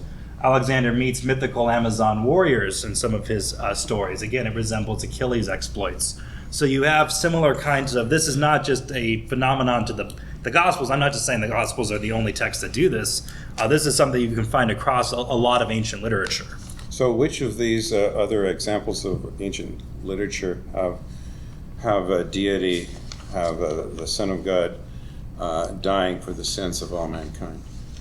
Well, I don't there are rising and there are dying and rising myths across. Yes, there are, but not for that reason. But Alexander claimed he was favored by the god Ammon. He was favored by Zeus. There could still be. Alexander was the son of God, is one of the things attributed to him. But in terms of the atonement, there's no other ancient figure who dies for an atonement. Well, when it comes to who dies for other people's I was going to sins. say when it comes to atonement and all this, you also have to recognize where this is coming from. This is coming from the Jewish tradition, and what do Jews believe in? They believed in an original sin. They believed in humans being flawed and stuff. That plus the God-man mythos from the Romans, and also the rising and dying myths that were around the time, like I think it was Zalmoxis, who was the rising and dying and rising god of the. He's attested in Herodotus, but I mean, I don't really understand. I mean, is it significant for historical purposes about the atonement? I mean, we know that other people have myths told about their lives. We know that they claim to be the Son of God. I mean, I think the idea of the atonement came from the fact that Jesus was crucified. I mean, I think that's an historical fact. I'll grant that. So you can't change the fact he was crucified. They probably thought that he would usher in some kind of divine intervention, maybe at the temple. Instead, he got squashed by the Romans. So we got to say, all right, he was a suffering servant. And they took passages that weren't about the Messiah, the suffering servant, and they said that that was about the Messiah. And if Do you know that there are actually two views on Jesus' servanthood and his kingship, all described in the Old Testament? Isaiah chapter 53 speaks of his death on the cross, speaks of the fact that he suffered for the sins and the iniquities of us all, and we like sheep were led to he like a sheep was led to the slaughter. Now that is exactly written, and yes, it was fulfilled in the New Testament. Does that say that's the Messiah? It refers that to would him as be- suffering servant, but That would be but the two- language is messianic. And the messianic savior was missed by the Pharisees and Sadducees by fault, because they were looking for their king and ruler to take over the Romans, as you know. But to be Yeah, fair, because they had what Ehrman said was, but there wasn't a universal agreement that those are messianic passages. The son of David was, and that's where you actually do see examples. I mean, a descendant of David was where you do see examples of invention, like the what we call the genealogy and the nativity scenes where they get him down to Bethlehem. But anyways, I'm fine with you. I think there's dispute over whether that's a prediction, but I'll get to the fifth point about dating when Yeah, go you ahead. guys have said your piece, sir. go ahead. Real quickly, though, you made a point a minute ago about the what other story has this same component. Do you feel that makes it a stronger case for that being true because it's unique to the story? So if we find other stories that have a unique component that aren't borrowed from history, that makes that part more likely to be correct? No, but just because of similarity doesn't mean that one is borrowed from the other. Sure. But you were pointing out the opposite. You were pointing out that it is missing. So if they're omitted, does it have any weight? Not necessarily. I was also going to add, when it comes to the Jews revolting against the Romans, there were multiple people calling themselves Messiah. There was Theodos. Some of them are even mentioned in the Bible. Theodos in Acts 5:36 had 400 disciples before Rome arrested and decapitated him. The Egyptian, who's mentioned in Acts, Simon of Perea, who was mentioned by Josephus in his books, The Jewish War and Jewish Antiquities. I mean, there were many people claiming to be Messiah at the time, all of them rising up, and it's possible that Jesus was probably just the point where they said, you know what, none of these men are fulfilling it, might as well change the goalpost when it comes to who we can define as Messiah, you know? Before they wanted, but because the Messiah was supposed to unify the world, to believe in one God, bring the Jewish people back to the temple, and reestablish the kingdom of Israel before he died. Jesus didn't achieve any of this. He died before any of that could happen. But at that point, I think they'd had so many failed messiahs that I think the biblical authors probably just got impatient and just moved the goalpost. So these other revolutionaries, The how come they failed in the Christian? Because they moved. What I was going to say, because it's likely that the Christians moved the goalpost. So you have don't to remember that you don't Christians- accept the scholarship that Jesus' followers sincerely believed that Jesus had risen from the dead and had appeared to them? Well, when it comes to go ahead. Okay. Well, I want to discuss the resurrection. I just wanted to talk about one more point. Just let's bring up one more Yes. point. Let's bring- By all We were talking about the 5 points about testimony. And then Sorry, we'll move on sorry, to the Matthew. resurrection. Sorry, Yeah, go ahead. that's okay. I've got your notes though. So. We got. This is getting interesting. Go It might ahead. not be time for questions. I don't know. We might go No. over. We'll get into this one, and then we'll probably start to wrap it around and get to some questions. All right. Yeah. And then we'll. No, by all means. Will we have time to discuss the resurrection, or should I just move on? Go No, right that's ahead. important. Okay. All right. Can we go to slide 104? I just wanted to make a brief point about the issue of dating.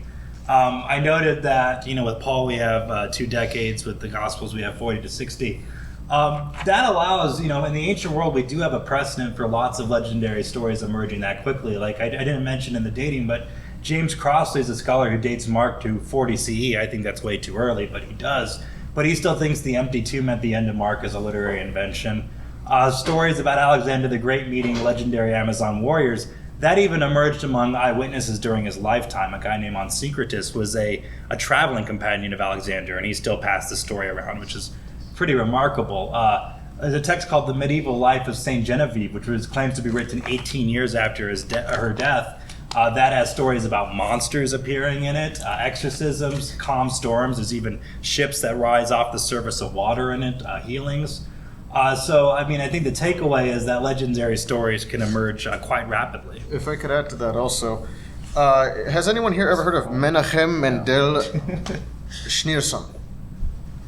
He's often known as the Rebbe. Yeah. He was a famous rabbi. Many Hasidic Jews believed that he was the Messiah. When he died in 1994 and 92, even today there are still Hasidic Jews who think he's Messiah, who think that he will come back. Sound familiar?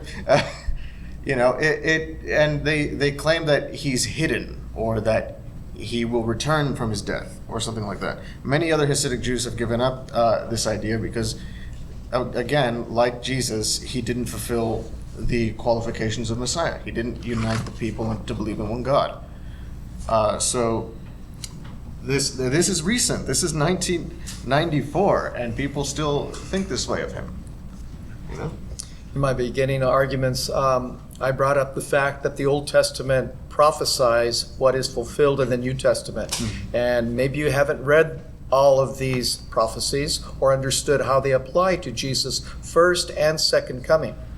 I know that you understand that he didn't fulfill the kingly fulfillment as the Messiah, as the Jews were looking for, but he will in his second coming. There's more than 230 prophecies given for Jesus' second coming that he will yet fulfill. The other 150 or so prophecies he fulfilled to the letter in the New Testament. There's this man, Peter Stoner, that looked at the probability of only 8 of these messianic prophecies fulfilled, and the odds of them occurring with the number of people in that area was 1 × 10 to the 17th power. And has he peer-reviewed and published that work? And yes, he published the work. And what's the source of the publication? I have copies of some of the quotes that he uses. 8 of these includes the borning of Bethlehem, Micah 5:2, preparing the way for the Messiah, Malachi 3:1, estimated 1 out of 1,000. Messiah is entering the Jerusalem as a king riding on a donkey. That was Zechariah 9:9. The 4th one was fulfilled as Zechariah 13:6, the betrayal by a friend, suffered at the wounds of his hands, estimated at 1 to 1,000. But if you put all of these 8 together, it comes out to 1 × 10 to the 17th power. Let me just mention a few more. The selling a betrayal of 30 pieces of silver, Zechariah 11:12. The betrayal of money to be used to purchase a potter's field. Get that, Zechariah 11:13, the next very verse. Yet those were fulfilled by Judas when he threw that money in the temple, and it was gathered for his own burial. I want to get to the resurrection, but I think that's a good idea. Well, that just proves that the resurrection what he's quoting and all those stories are true, because these prophecies would not have been able to be fulfilled unless he was. What he's quoting are passages from the New Testament that No, those are Old Testament. that are referring to the Old Testament, and many scholars would dispute the historical reliability. Did Jesus actually ride into Jerusalem on a donkey or something like that, for example? We don't have time to get into it. When it comes to the future prophecies, well, when he comes back and he does them, I'll believe it then. I'll say that. Good for you. Yeah. When I see it, I'll believe it. You and Thomas. But yeah, exactly. Can we get to the resurrection? Or Yes. Yeah, Yes, you guys want to move into the resurrection component? I think that sounds great. Yeah. All right. So the last thing I wanted to bring up, and if we could move on to slide 118. I prepared a number about the resurrection. I doubt we'll get to nearly any of it except for one of the slides, but that's okay. A lot of slides here. It's all right. I'm over-prepared for this. All right. Talking about how do we explain some of the data that Dr. Killian brought up. I would dispute one of the points of data, but before that, it's just a minor question. I think you said there are 7 worldviews, and you said atheism is a worldview. Yeah. I would dispute that. I don't necessarily consider it a worldview. You could say naturalism maybe is a worldview, metaphysical Well, naturalism. I'm using atheism, naturalism. I know that they're not exactly the same. Yeah. Just to save time, I lump Okay, them yeah. all together. Of course, they're not the same. But Yeah, that was a technical point, so we'll move on to the more... And I grant the technical point. Okay, we'll move on to the For more... what it's worth. So, let me move to 118 on my computer too. All right, so when we talk about the slides, first we'll deal with Gary Habermas's survey of scholars. So for one, the 5th point about the empty tomb, you do know that Mike Licona and Habermas have said that's less supported than the other facts you It's mentioned. only 75%. It's only 75%. Also, what they haven't done That's is... still a pretty solid majority. Well, it doesn't include agnostics, if I'm sure. People who are agnostic about the empty tomb. That means they don't know. It doesn't mean that they say there was none. It just means they don't think it can be No, it's proven. 75% of all scholars who've studied the resurrection. Who have Regardless written on the of what- resurrection. I think it's who've, because he surveys it by looking at people who have written on it. Yes. 'Cause in English, French, and German. Right, and that's what I would call a literary survey. A meta-analysis would be an attempt to take all the scholars in the field and to do a survey of what they believe. And there's a difference. But that's...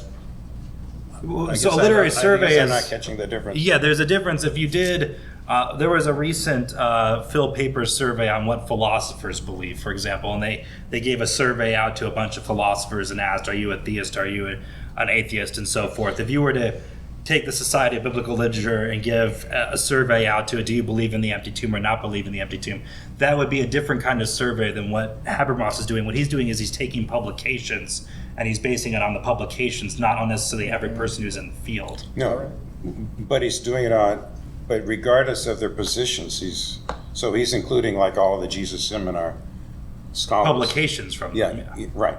Right. So, I mean, to know what actual biblical scholars, where they come down, we'd need something more like a meta-analysis. So, I mean, I know that there are several scholars who would dispute the empty tomb. Bart Ehrman's among them. James Crossley, who I mentioned, is among them. So, I don't think we can treat it as a fact. I think there's ways... Well, and Habermas does make a distinction. He calls it 4.5, sort of, because it's probable. And I think 75% is a pretty high number. He's also recently scaled it down. He says 70 to 75%. So, Okay. yeah. And so, all right. So that one's less supported than the others. The other thing is you called it James the skeptic, and then you noted Josephus, but Josephus doesn't say he was a skeptic per se. So it's important to note. I mean, the Gospels, I think... But he verifies... His death. He verifies that Jesus had a brother. He had a brother, and that his brother was if I'm killed. correct, the line in that historical document says, James, I think it says James, brother of Jesus, considered by some of the Son of God. Isn't that what it says? The Messiah, yeah. Yeah, Not Messiah. the Messiah. So- No, it's not the Son of God, the Messiah, yeah. Messiah. Right. Yeah, there is a difference between those two things, but yeah. Just to be clear, I mean, it's important to note Josephus doesn't necessarily say that James was this skeptic who never believed until No. Jesus appeared to him. I mean, just to be clear about the sources. Now, Dale Allison, for example, is a scholar who does believe that James converted. I mean, we have early testimony that says James was one of the early Christians, but he says that we virtually know nothing about the circumstances in which Jesus appeared to James. It's mentioned in 1 Corinthians 15, but we don't know how it began, what James saw. Did Jesus talk to him? How did it end? None of those details. So I mean, we don't even know if it was a corporeal experience. Did he see Jesus face to face? Did he have a vision of Jesus? No, you're right. We have no details about it. We just what we do have is we have James and the rest of the family being skeptical while Jesus was alive, and they're being not with the program. And I think that's attested in Mark. And then in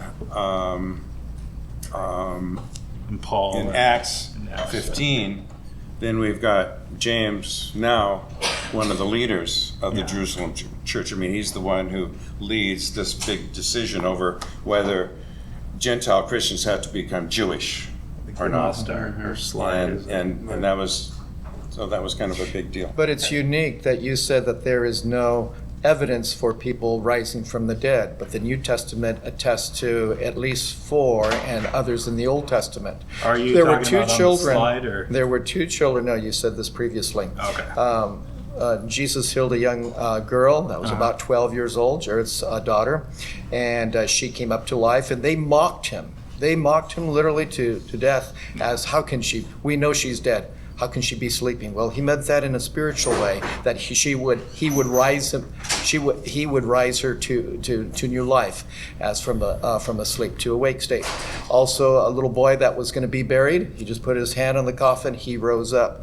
And the most famous one that converted many of the Jews to allow Jesus to be followed by many others was Lazarus calling out by Jesus, "Lazarus, come forth." And he came forth with his grave clothes on, and he says, "Release him, let him loose him from those." Later on, he had dinner with him. That's just to prove that there were others that rose from the dead. Do you feel there are extra biblical accounts of resurrection that are? We have reliable sources and the eyewitnesses. A lot of people leave that out. A lot of your sources that you speak about, could this have happened? They don't look at the eyewitness account that lawyers would look at, corroborating circumstances, number of witnesses. It wasn't just the 11 disciples. 12 was Judas killed himself, so he wasn't there to question later. But there were more than 500 written by Paul in 1 Corinthians that also saw the resurrected Jesus, even up to 40 days later.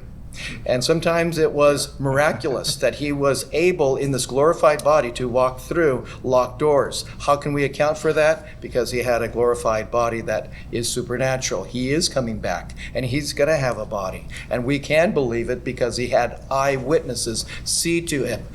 He sat down. He said, "Bring me some. Do you have anything to eat? Bread, fish." He ate it in front of them. And he was not a ghost, as claimed the Gnostic Gospels interpreters that try to make him out to be a ghost or something like Do you that. want to chime in on the Yeah, I wanna witnesses? chime in. Yeah. A lot to say, but I'd say be careful with conflating sources. You mentioned the 500 seeing him before the 40 days where he ascended. Well, you're conflating Paul in 1 Corinthians 15 there with the book of Acts and Luke. But remember, those are 2 different sources. You also mentioned the 11 disciples seeing him. Remember in 1 Corinthians 15, it says he appeared to the 12. So there's we got to be careful with our sources. Just because one source doesn't mention all True. of the other things doesn't True. make it false. It doesn't make it just false, shows but- that there were other But sources. we have to also be distinct in how we treat our sources. I Also, think. this is one.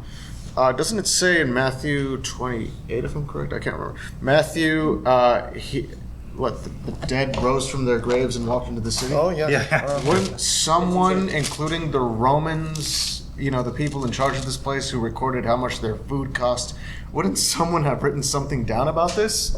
The Jews in their tombs just rose from the dead and started walking over, and it's the only place in the Bible where that's mentioned. I mean, why did this go under wraps? You would think that the Romans would have written something down about this. Why? Huh? Because it's people rising from graves. But it may not have been brought to the attention of the Roman authorities. They walked in. It says they rose from the dead and walked to greet the people. And that they were knew. seen throughout the city, too. And I they think, were is seen that- throughout the city. Yeah. Well, Roman if centurions, Lazarus, Ro- who was seen 4 days after he died and raised from the dead, got so many to follow Jesus, it could have just been like that, to the fact that, yes, they were risen. Things And could have gotten really It jumbled. was Walking Dead behind closed doors. What? Shades I of mean, we know how- TV shows. Yeah, right. Again, I bring this up. We know how much the Romans' food cost. We know the crimes for each. We know the punishments for each crime. We know about the personal lives of the emperors. We know about all these minuscule details, you would think that if the dead rose and walked into the city, the Romans would have been like, Big deal. you know, There was a Josephus doesn't mention centurion, it. there was a Roman that Yeah. became a believer and said, certainly this is the Son of God. Truly this was the Son of God. A centurion, a Roman, giving testimony that he, after Jesus' death, Which book again? on his death, that he was the Son That's of in God. Matthew. That's in Matthew 27:54. Well, one guy then. Well, Josephus doesn't mention it. That's significant. Josephus does go through the time that Pontius Pilate was in Judea. He does go through those very same years. He also doesn't mention the ripping of the curtain in the Jewish temple, and neither does Philo writing on. Also- I think these are big events. I mean, these also, are big how events. many witnesses to the resurrection of Lazarus? Well, I want to discuss some of that, but we'll let them say their piece Yes, of about course. the saints rising from the tombs. Well, I don't think that's a big deal. Oh, okay. Really? Really? If God could raise up, We got some time constraints, so maybe we should move Yeah, on to the I rest of don't the think that- resurrection. The That's Roman that's- authorities are that's his take. obliged to. if I- God everything could to create satisfy you life, folks. why couldn't he raise it? Oh. The question is why no one talks about it, but let's move on. We got to get through the resurrection. You got really quick. We got to wrap it up. The resurrection. The so. second premise, you noted that scholars agree that the disciples and other people that believed Jesus had appeared to them. Sincerely believe. Sincerely believed. Now, there are a lot of scholars that dispute that the nature of the appearances. Bart Ehrman, James Crossley, Stephen Patterson, for example, have argued that the earliest testimony in Paul doesn't necessarily attest to corporeal experiences, seeing Jesus face to face, touching him, and those details are not included in the letter. I mean, just to note that. So there might be scholarly agreement. Yes, there were reports of post-mortem appearances. 1 Corinthians 15 attests to as much. But that doesn't necessarily mean that 1 Corinthians necessarily corroborates what you might see in the Gospel of John, for Corroborates. example. What's that? Sorry, Did I say? Might be. It doesn't necessarily mean 1 Corinthians 15, the earliest source, necessarily corroborates the Gospel of John, the latest source. In fact, actually, if you want to go to slide 119, actually, I kind of do a diachronic analysis. If you line the sources up, so Paul, Mark, Matthew, Luke, John, and even the Gospel of Peter, you'll notice that more and more details get added. We have appearances without any descriptions of touching or talking to him or anything in Paul. Then we have, and there's no mention of the empty tomb in Paul. We have in Mark, we have the women discovering the empty tomb. In Matthew, we have Jesus appearing to his disciples in Galilee on a mountain, probably imitating Moses. If you go to Luke, you start actually, it's on the Sea of Galilee. Believe me, we have two Galilee appearances. You're talking about the other. Sorry. Okay, yeah. That's in John later. Yeah. In Luke, you have him in Jerusalem when he first appears, and then some of his disciples, or they're not named, but some of his followers don't recognize him at first. And then he teleports, he vanishes right in front of them. But then he eats like fish in front of them and stuff like that. And then if you go into John, Thomas is actually able to touch the wounds that Jesus had. And then if you go into the Gospel of Peter, you have Jesus emerging as a giant with giant angels accompanying him. The Gospel of Peter is later. Well, yeah, and that's what I'm showing. If you line these things up, you start to see more and more embellishments being added to the story. I recall the Lewis trilemma. Either the figure lied about his experiences, he thinks he did them, but he actually didn't, or he is actually the Lord. Liar, lunatic, or Lord. This is of course an awkward trilemma, because if you apply it to, say, for example, Heracles, okay, he claimed he had super strength, but he didn't have it. Okay, he might be a liar. He thinks he had super strength, but he didn't do it. He's a lunatic. Or he was Hercules. Well, someone recently added a fourth L to that, legend. And you could see right here, the legend does build up. Mark is the most basal of the Gospels.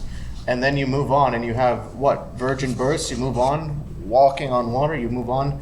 All these minuscule details added later and later and later, until you get to Peter, where he's walking as a giant with giant angels. I mean, that kind of undoes I mean, it makes it look like the gospel. It makes Last I- opportunity for you guys Reliability of the to go back on that, and then we're going to get on to some Old questions Testament, for New folks. Testament speak of angels quite evidently. And every time they were considered or seen, in most cases, they bowed down and with fear and trembling. A few times they appeared as human beings, with appearing to Lot and Abraham in human form. I don't discount that, and we don't have to discount that. God can create any beings he wanted to, and he has said he has. Back to disputing the fact that Jesus rose. His own disciples did not believe it. It brought back news from Mary and Joanna and Mary Magdalene. They refused to believe it Also- until they went to the tomb themselves. In That the Gospels, but not- corroborates Paul to the doesn't say fact that. that it is true, because the negative aspect was part of their testimony there. And just because the long litany of lists of things Well- that are mentioned or not mentioned corroborates to the fact that there were details left out in each of the eyewitnesses, and that is seen in any type of accident or particular event that's recorded by lawyers and by detectives. On that note, I keep getting the signals, so we are officially out of time for this part. I think we're going to take a quick little break, let everybody get up, do a bio break, get your legs stretched. Good discussion. We are going to be doing some Q&A here great, next. So if you guys have taken some notes, got some questions and things ready, if you guys want to kind of get over here towards this mic here in the next few minutes, we'll get started on that component next. Thank you guys.